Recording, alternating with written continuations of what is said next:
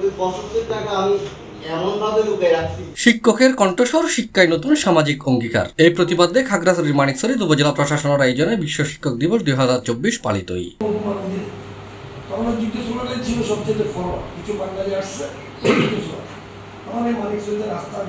দিবস উপলক্ষে অক্টোবর 5 তারিখ শনিবার সকাল 10টায় মানিকছড়ি উপজেলা পরিষদ মিলনায়তনত উপজেলা নির্বাহী কর্মকর্তা তাহমিন আফরোজ মিয়ার সভাপতিত্বে আলোচনা সভা অনুষ্ঠিত হয়।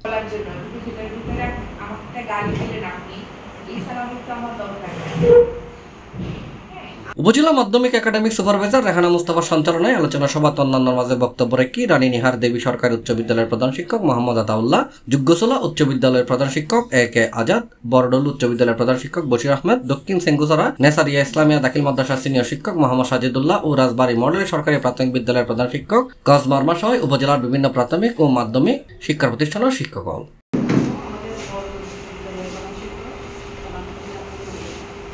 সভায় বিভিন্ন দপ্তরের সরকারি কর্মকর্তা, প্রেস ক্লাবের সাংবাদিকরা উপস্থিত আছেন। এছাড়াও খাগড়াছড়ি জেলা সহ বিভিন্ন উপজেলা এবং শিক্ষা প্রতিষ্ঠানে যে দিবস একযোগে পালিত হয়। C+ চট্টগ্রাম।